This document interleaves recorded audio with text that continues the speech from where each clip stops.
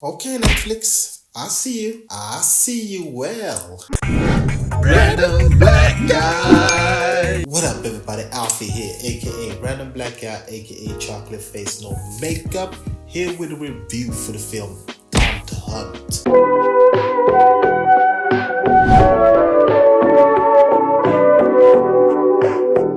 Time to Hunt is the newest South Korean film that is available on Netflix, and yeah, this is starring one of the guys who were on the same film Parasite that came out next. Was it last year? Yeah, last year. Parasite was one of my favorite films, and I've been seeing that film now maybe 5-6 times, and I think that film is amazing. I like South Korean films.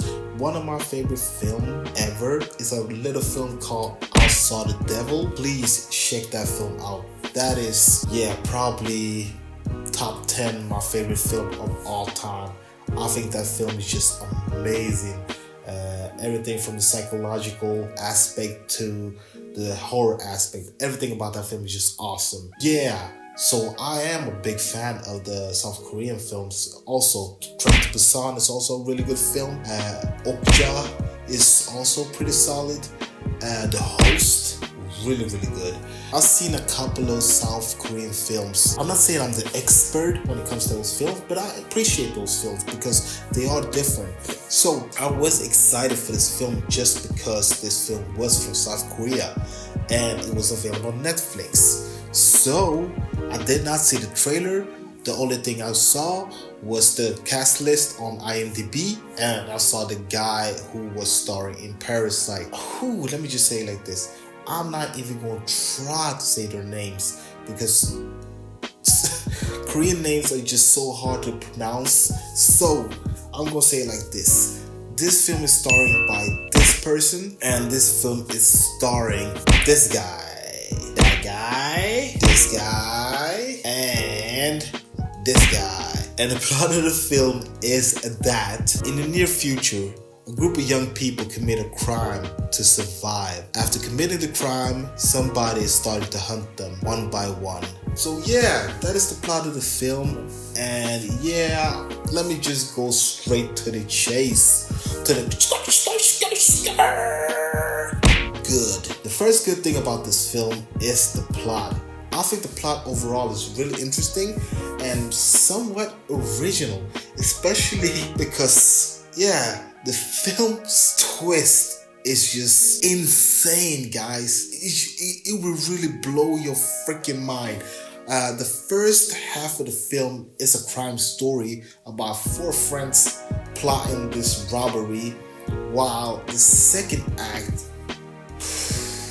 it just becomes a cat and mouse chase, and I was not prepared for that. So I'm just gonna say it like this: the second act is just balls to walls insane, and if you haven't seen the trailer, I think you're gonna appreciate this film a little bit more because of the twist, especially when it comes to the twist that hits in the end of the first act and transitions to the second act. I really thought it was just amazing how it just felt natural without feeling all cut in. I thought it was really good. So yeah, and my next good thing about this film is the acting. I think the acting from everybody is solid. To me, the standout is, I'm going to try to say his name, but Jae-hong. What the man? As Yoon-sik. I thought that he was really good because the film begins with him being released from jail, and you get to follow him and his progression as a character. And to me, I thought he was really likable. Even though he's likable and he's somewhat charming, you're not supposed to like him because he committed some heinous crimes and he's not a good person, but I can't help to like him. I thought his acting was just good, man. But everybody else was also pretty solid, man. And my next good thing, to me, is just the standout is the cinematography. I think cinematography and color grading is the best thing about this film. Some of the shots are just so freaking beautiful to watch.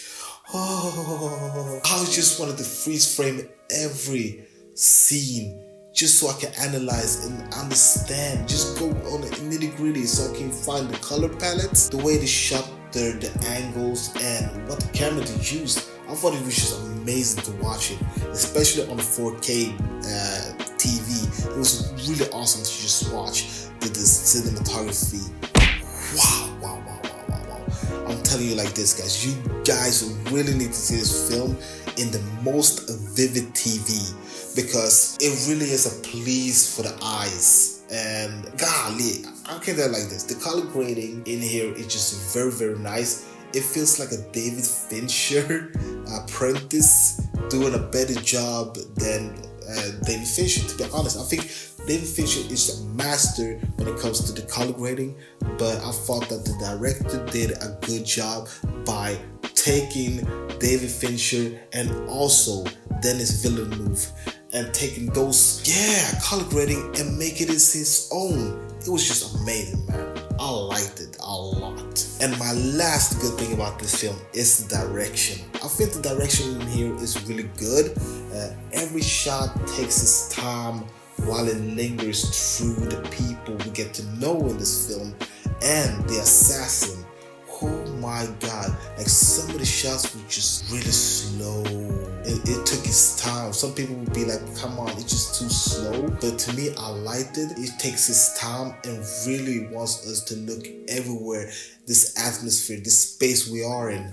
And I thought that the direction was just in a way artistic, but artistic in a way that works well in its science fiction future world we are in. I never became stressed out, even in a stressed moment, just because it was just awesome. To me, it adds to the suspense. What can I say? The direction is just, you have to see it to understand what I mean. So yeah, that was all my good about this film. So let me just go to my bad. The first bad thing about this film, I gotta be harsh, but I think the biggest problem is the lack of characterization. It's a big problem with the film. We never get to know these people we get to follow in this film. Another thing that just irritated me and grinded my gears was that we didn't know anything about the assassin. Like, the last thing we knew about the assassin is, spoilers, his name and the stuff he was probably working, but they left it like a cliffhanger thing. To me, it just sucked to do that. I wanted to know as much as we could know about the assassin, and by doing that cliffhanger, it feels like the assassin overall had no character and his motive was just unclear. It kind of sucked. I understand what they try to do by giving us a sequel bait, but it did not work the way I wanted to. I wanted this film to be a standout, and it didn't, because it relied so much by giving us a sequel to this film.